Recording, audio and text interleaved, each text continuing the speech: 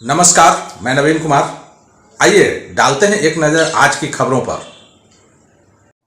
होली और रोजे का जुम्मा एक ही दिन है और इसे लेकर सियासत भी गरमाई हुई है। यूपी के बाद अब बिहार में भी अब मामला गरमा गया है। भाजपा विधायक हरिभूषण ठाकुर बचौल के बयान से सियासी पारा चढ़ गया है।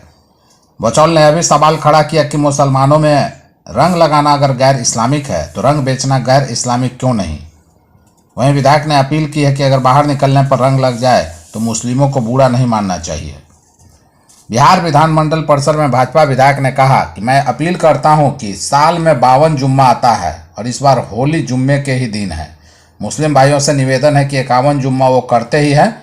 हिंदुओं को भाईचारे के साथ होली मनाने दें और अगर बड़ा दिल हो तो बाहर निकलें और रंग अगर लग जाए तो बूढ़ा नहीं माने। होली साल में एक बार आता है, रंग का ही त्यौहार है। जब गंगा जमुनी और भाईचारे की बात करते हैं तो एक जुम्मा हिंदुओं के लिए वो छोड़ दें। ने कहा रंग लगाने में इस्लाम प्रभावित हो जाता है लेकिन बेचने में इस्लाम प्रभावित नहीं होता है। यह उनकी दोहरी नीति को स्पष्ट करता है। अगर वो रंग नहीं लगाते हैं तो खुद ही उन्हें रंग और पिचकारी भी नहीं बेचना चाहिए। बिहार में बर्ड फ्लू ने दस्तक दे दी है। इसकी पुष्टि भी अब हो चुकी है। बर्ड फ्लू के कारण अब बत्तख और मुर्गियों को मारने का फरमान जारी होने लगा है। पटना और भागलपुर में भी बर्ड फ्लू की पुष्टि हुई है। मुंगेर में कौवों की रहस्यमय तरीके से हुई मौत के बाद पशुपालन विभाग की टीम तेघरा गांव पहुंची है। पटना जू में भी सख्ती बढ़ा दी गई है और बिना सैनिटाइज किए दर्शकों की एंट्री अब नहीं दी जाएगी। बिहार में बर्ड फ्लू की पुष्टि के बाद अब इसके प्रकोप को रोकने का उपाय किया जा रहा है। स्वास्थ्य विभाग भी अलर्ट है। पटना में जब इस खतरनाक वायरस ने दस्तक दी तो जिला प्रशासन ने फौरन एक्शन शुरू किया। भारतीय कृषि अनुसंधान परिसर के पोल्ट्री फार्म परिसर में संक्रमण मिला, जिसके बाद वहां के 3 किलोमीटर के दायरे को अलर्ट मोड पर रखा गया है। बिहार के लोगों को अब भीषण गर्मी के लिए तैयार रहने की जरूरत है। तापमान में लगातार वृद्धि का सिलसिला जारी है। प्रदेश के अधिकतर इलाकों में दिन के समय आसमान साफ रहने के कारण तीखी धूप पड़ रही है, जिससे लोग परेशान हैं। गर्मी इतनी तेज हो गई है कि लोग बाहर निकलने से भी घबराने लगे हैं। मौसम विभाग ने अलर्ट जारी करते हुए साफ किया है कि अगले 3 दिनों के दौरान तापमान में 4 डिग्री सेल्सियस तक की वृद्धि हो सकती है। इससे लोगों को दिन के समय गर्मी महसूस होगी। फिलहाल बारिश की कोई संभावना नहीं है। जदयू के 3 वरिष्ठ नेताओं ने थामा राजद का दामन। तेजस्वी यादव को बताया बिहार का भविष्य। जदयू के प्रदेश महासचिव रामकृष्ण मंडल, शिक्षा प्रकोष्ठ के प्रदेश महासचिव दयानंद शर्मा व जदयू नेता अविनाश राम ने राजद की सदस्यता ली। प्रभास कुमार ने बताया कि रणविजय साहू ने सभी को राजद की सदस्यता रसीद के साथ प्रतीक चिन्ह का गमछा व लालू प्रसाद के जीवनी पर लिखित पुस्तक गोपालगंज टू रायसेना देकर सम्मानित किया और राजद की सदस्यता ग्रहण करवाया। इसके बाद नेता प्रतिपक्ष तेजस्वी यादव और राज्यसभा सांसद संजय यादव से भी मुलाकात हुई। प्रदेश प्रवक्ता एजाज अहमद व युवा नेता मिलन यादव ने प्रसन्नता व्यक्त करते हुए कहा कि राजद को अब मजबूती मिलेगी। वहीं रामकृष्ण मंडल, दयानंद शर्मा एवं अविनाश राम ने कहा कि हम लोग बिहार के भविष्य को बचाने के लिए तेजस्वी यादव को मुख्यमंत्री बनाने का काम करेंगे। जेडीयू विधायक गोपाल मंडल अपनी कारस्तानियों के कारण आए दिन सुर्खियों में रहते हैं। खासकर उन्हें गीत संगीत से इतना प्रेम है कि ऐसे कार्यक्रमों में वह खुद को रोक नहीं पाते हैं और स्टेज पर चढ़कर ठुमके लगाने लगते हैं। ऐसा ही एक वीडियो सोशल मीडिया पर तेजी से वायरल हो रहा है, जिसमें गोपाल मंडल डांसर के साथ नाचते नजर आ रहे हैं। दरअसल भागलपुर में सोशल मीडिया पर गोपाल मंडल का एक वीडियो तेजी से वायरल हो रहा है। वायरल वीडियो में जेडीयू विधायक एक होली मिलन समारोह में महिला डांसर के साथ नाचते दिख रहे हैं। इस दौरान गोपाल मंडल बेकाबू होते नजर आ रहे हैं। स्टेज पर महिला कलाकार गाना गा रही थी और डांस का प्रोग्राम चल रहा था। इसी बीच महिला कलाकार मंच से नीचे उतरती है और विधायक गोपाल मंडल को लेकर मंच पर चली जाती है। इसके बाद मंच पर गोपाल मंडल महिला कलाकार के साथ ठुमके लगाने लगते हैं। इस दौरान विधायक महिला कलाकार के गाल पर 500 का नोट चिपकाते नजर आ रहे हैं। नीतीश राज में शिक्षा विभाग के अफसर पढ़ाई के लिए नहीं, करप्शन को लेकर चर्चा में है। जिला शिक्षा पदाधिकारियों की चर्चा शिक्षाविद के रूप में नहीं, ठेकेदार के रूप में हो रही है। जिले के जिला शिक्षा पदाधिकारी ठेकेदार बन गए। बहती गंगा में जमकर हाथ धोया फिर निकल गए।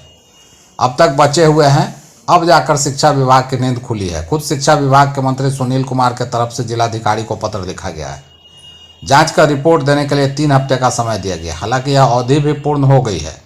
इधर जिनके खिलाफ इतना गंभीर आरोप हो, वर्तमान में वह पटना जिले के डीओ के पद पर पदस्थापित हैं।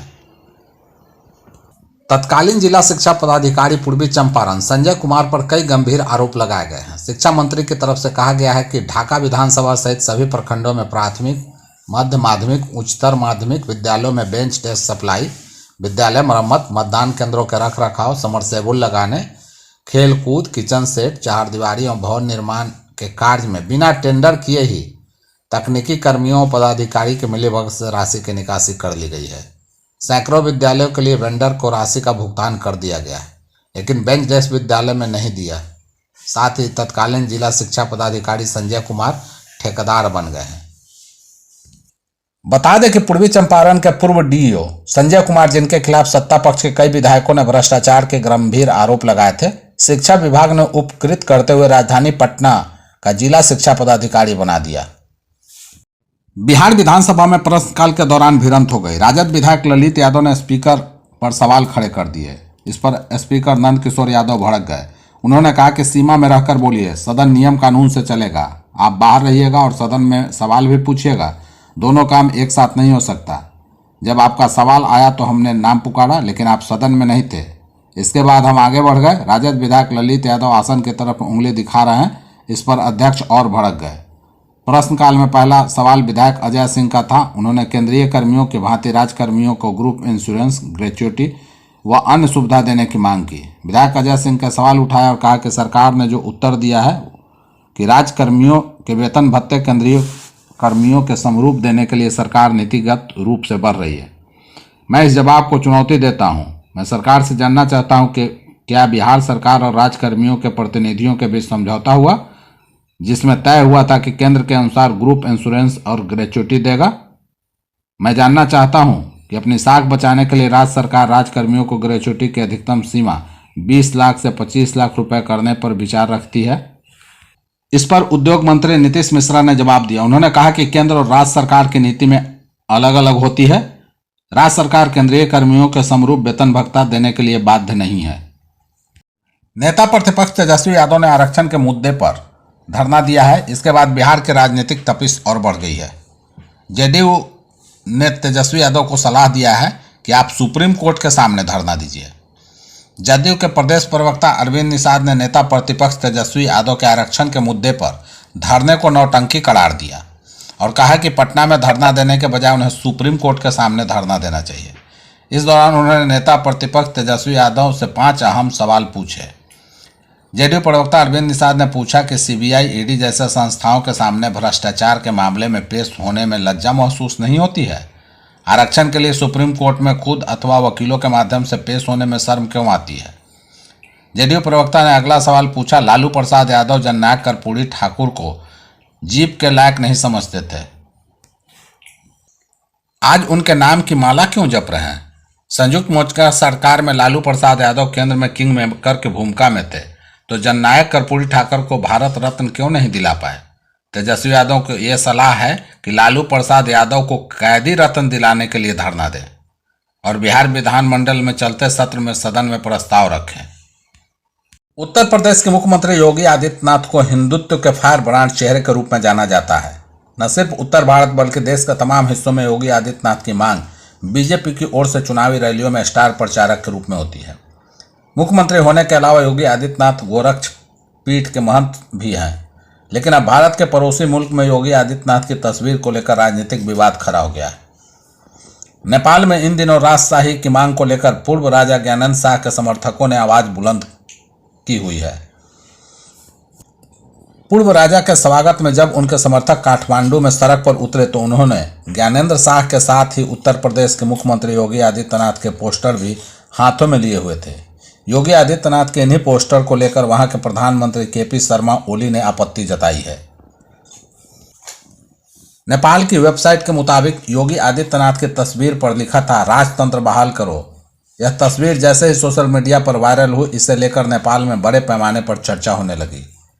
पहले प्रधानमंत्री ओली के राजनीतिक सलाहकार विष्णु रिमल ने अपने सोशल मीडिया अकाउंट पर इस फोटो को पोस्ट किया और योगी आदित्यनाथ की तस्वीर को नेपाल में इस्तेमाल किए जाने को लेकर चिंता जताई।